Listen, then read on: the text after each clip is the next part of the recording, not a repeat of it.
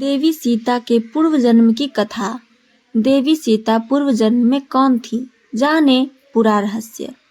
पूरी रहस्य को सुनने से पहले चैनल को सब्सक्राइब और वीडियो को लाइक करना ना भूलें। अब आइए सुनते हैं। आजकल हम कई लोगों से सुनते हैं कि रावण ने सीता जी का हरण किया, परंतु उन्हें हाथ नहीं लगाया।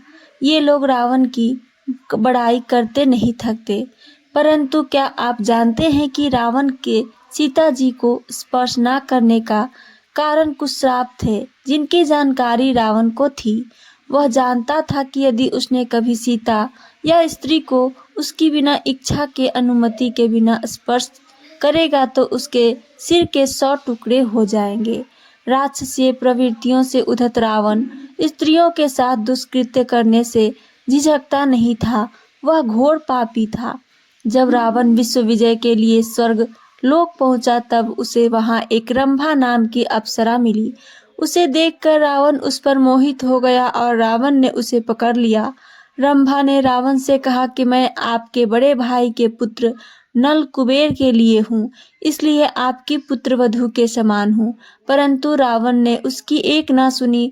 इस कारण क्रोध में आकर कुबेर के बेटे नल कुबेर ने रावण को श्राप दिया कि यदि उसने कभी किसी स्त्री को उसकी इच्छा एवं अनुमति के बिना स्पर्श किया तो उसके सिर के 100 टुकड़े हो जाएंगे। दूसरे श्राप सीता जी ने रावण को अपने पूर्व जन्म में वेदवती के रूप में दिया था। यह प्रसंग वाल्मीकि रामायण के उत्तरकांड में 17वें सर्ग में आता है। यह देवी सीता के पूर्व जन्म की कथा है। एक बार रावण ने भूतल पर विचरता हुआ हिमालय के वन में तपस्विनी कन्या को देखा, जो अपने अंगों में काले रंग का मृग चर्म तथा सिर पर जटा देवे धारण किए हुए थी। वह ऋषि प्रोक्त सिद्धि से तपस्या में दूस संलग्न होकर देवांगना के समान उद्दीप्त हो रही थी। उत्तम एवं महान व्रत का पालन करने वाली तथा रूप सौंदर्य से सुशोभित उस कन्या को देखकर रावण चित्त काम जनित मोह के वशीभूत हो गया। उसने अट्टहास करते हुए पूछा, भद्रे, तुम अपने इस युवा अवस्था के विपरीत यह कैसा बर्ताव कर रही हो? तुम्हारे इस दिव्य रूप के लिए ऐसा आचरण कदापि उचित नहीं है। भीरु, तुम्हारे इस रूप की कहीं तुलना नहीं है। यह पुरुषों के हृदय में काम जनित उन्माद पैदा करने वाला है, अतः तुम्हारा तप में संलग्न होना उचित नहीं है। तुम्हारे लिए हमारे हृदय से यही निर्णय प्रकट हुआ है। भद्रे, तुम किसकी पुत्री हो? यह कौन सा व्रत कर रही हो? सुमुखी, तुम्हारा पति कौन है? भीरु, जिसके साथ तुम्हारा संबंध है वह मनुष्य इस भूतल में महान पुण्यात्मा है। मैं जो कुछ पूछता हूँ वह सब मुझे बताओ। किस फल के लिए यह परिश्रम किया जा रहा है? रावण के इस प्रकार पूछने पर यशस्विनी तपो कन्या उसका विधिवत आतिथ्य सत्कार करके बोली, अमित तेजस्वी ब्रह्मर्षि श्रीमान कुशलध्वज मेरे पिता थे, जो बृहस्पति के पुत्र थे और बुद्धि में भी उन्हीं के समान माने जाते थे।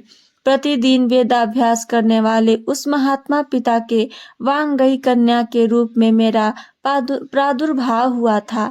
मेरा नाम वेदवती है। जब मैं बड़ी हुई तब देवता, गंधर्व, यक्ष, राक्षस और नाग भी पिता के पास जा जाकर उनसे मुझे मांगने लगे। महाबाहु राक्षेश्वर पिताजी ने उनके हाथ में उसे मुझे नहीं सौंपा, क्योंकि उनकी इच्छा थी कि तीनों लोकों के स्वामी देवेश्वर भगवान विष्णु मेरे दामाद हो। इसलिए वे दूसरे किसी के हाथ में मुझे नहीं देना चाहते थे। उनके इस अभिप्राय को सुनकर बल अभिमानी दैत्यराज शंभु उन पर कुपित हो उठा और उस पापी ने रात में सोते समय मेरे पिताजी की हत्या कर डाली। इससे मेरा महाभागा माता को बड़ा दुख हुआ और वे पिताजी के शव को हृदय से लगाकर चिता की आग में प्रविष्ट हो गईं।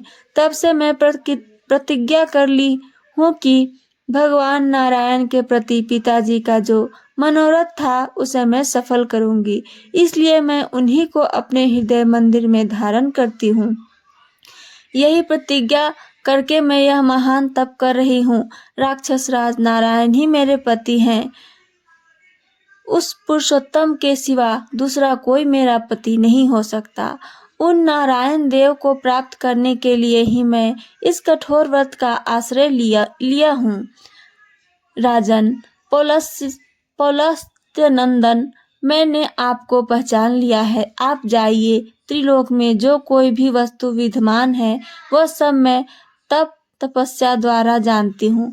यह सुनकर रावण काम वासना से प्रीत हो विमान से उतर गया और उस उत्तम एवं महान व्रत का पालन करने वाली कन्या से फिर बोला, सुश्रोणी, तुम गंभीरली जान पड़ती हो, तभी तो तुम्हारी बुद्धि ऐसी हो गई है। मृग शावक लोचने, इस तरह पुण्य का संग्रह बूढ़ी स्त्रियों को शोभा देता है, तुम जैसे युवती को नहीं। तुम तो सर्वगुण संपन्न एवं त्रिलोकी की अद्वितीय सुंदरी हो, तुम्हें ऐसी बातें नहीं करनी चाहिए। भीरू, तुम्हारी जवानी बीती जा रही है। भद्रे, मैं लंका का राजा हूँ। मेरा नाम दशग्रीव है। तुम मेरी भार्या हो जा और सुख पूर्वक उत्तम भोग भोगो। पहले यह तो बात बताओ, तुम जिसे विष्णु कहती है वह कौन है? अंगने। भद्रे, तुम जिसे चाहती हो वह बल, पराक्रम, तप और भोग वैभव के द्वारा मेरी समानता नहीं कर सकता। उसके ऐसा कहने पर कुमारी वेदवती उस निशाचर से बोली, नहीं नहीं, ऐसा ना कहो राक्षस राज। भगवान विष्णु तीनों लोकों के अधिपति हैं। सारा संसार उनके चरणों में मस्तक झुकाता है। तुम्हारे सिवा दूसरा कौन पुरुष है जो बुद्धिमान होकर भी उनकी अवहेलना करेगा? वेदवती की ऐसा कहने पर उस रावण ने अपने हाथ से उस कन्या के केस पकड़ लिए। इससे वेदवती को बड़ा क्रोध हुआ। उसने अपने हाथ से उस केसों को काट दिया। उसके हाथ ने तलवार बनकर तत्काल उसके केसों को मस्तक से अलग कर दिया। वेदवती रोष से प्रज्वलित सी हो उठी। वह जल मरने के लिए उतावली हो गई। अग्नि की स्थापना करके उस निशाचर को दग्ध करती हुई शिव बोली, नीच राक्षस, तूने मेरा तिरस्कार किया, अतः अब इस जीवन को सुरक्षित रखना मुझे अभिष्ट नहीं है, इसलिए देखते देखते मैं अग्नि में प्रवेश कर जाऊंगी। तुझ पापात्मा ने इस वन में मेरा अपमान किया है, इसलिए मैं तेरे वध के लिए फिर उत्पन्न हो जाऊंगी। स्त्री अपनी शारीरिक शक्ति से किसी पापाचारी पुरुष का वध नहीं कर सकती। यदि मैं तुझे श्राप दूं तो मेरा तपस्या छिन्न हो जाएगी। यदि मैंने कुछ भी सत्कर्म, दान और होम किए हो तो अगले जन्म में सती साध्वी आयोनिजा कन्या के रूप में प्रकट होऊं तथा किसी धर्मात्मा पिता की पुत्री बनूं। ऐसा कहकर वह प्रज्वलित अग्नि में समा गई। उस समय उसके चारों ओर आकाश से दिव्य पुष्पों की वर्षा होने लगी। तदंतर दूसरे जन्म में वह कन्या पुनः एक कमल से प्रकट हुई। उस समय उसकी कांति कमल के समान ही सुंदर थी। उस राक्षस ने पहले की ही भांति फिर वहां से भी उस कन्या को प्राप्त कर लिया।